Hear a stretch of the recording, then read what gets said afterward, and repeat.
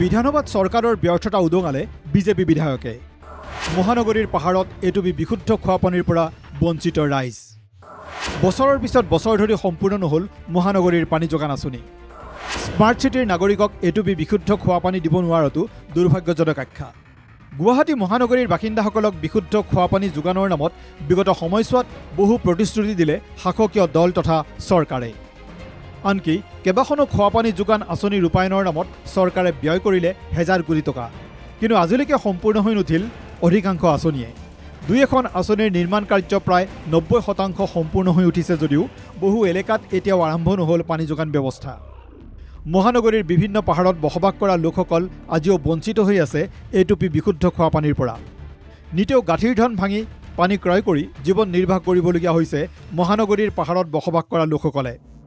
এয়া আমাৰ অভিযোগ নহয় বৃহস্পতিবাৰে বিধানসভাৰ মজিয়াত এই অভিযোগ উত্থাপন কৰিলে শাসকীয় দলৰে মধ্য গুৱাহাটী সমষ্টিৰ বিজেপি বিধায়ক বিজয় গুপ্তাই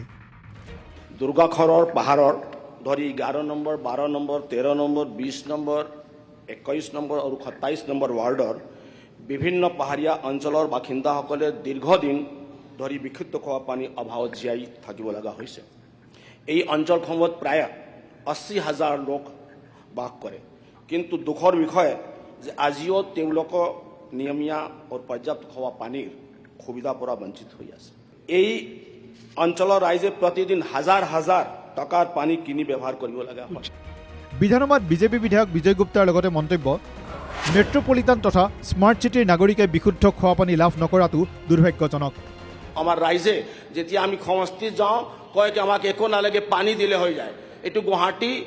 আমাৰ মেট্ৰোপলিটন সিটি ক্যাপিটাল সিটি স্মাৰ্ট সিটি পানী যদি ব্যৱস্থা নাথাকে আমাৰ কাৰণে সেইটো বৰ দুৰ্ভাগ্যজনক স্থিতি অতি সোনকালে এই ব্যৱস্থাটো কৰিব লাগে ইয়াৰ বিপৰীতে বিধানসভাত নগৰ উন্নয়ন মন্ত্ৰী কৌশিক ৰায়ৰ আশ্বাস চলিত বৰ্ষৰ ডিচেম্বৰ মাহত মধ্য গুৱাহাটীৰ বাসিন্দাসকলে পাব খোৱা পানীৰ সুবিধা দীৰ্ঘদিনে সম্পূৰ্ণ নোহোৱা পানী যোগান আঁচনিখন সম্পূৰ্ণ হ'ব ডিচেম্বৰ মাহত ৱাৰ্ড নম্বৰ 11, 12, 13 এই তিনিখন ৱাৰ্ডত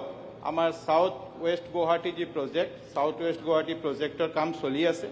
আৰু আমি ডিসেম্বৰৰ মাজত এই ৱাৰ্ডত আমাৰ এই সাউথ ওয়েস্ট গুৱাহাটী যিটো আছে আমাৰ টাৰ্গেট হল 30,000 হাউচ হোল্ডক খোৱা পানী যোগান দিয়া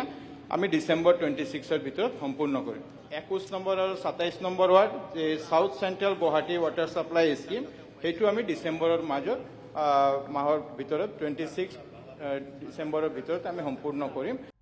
বিভাগীয় মন্ত্ৰীৰ আশ্বাসৰ বিপৰীতে বিজেপি বিধায়ক বিজয় গুপ্তাৰ অভিযোগ বৰ্তমানো আধৰুৱা হৈ আছে পানী যোগান আঁচনিৰ বহু কাম এতিয়াও ৰিজাৰ্ভাৰৰ কামটো বাকী আছে আমি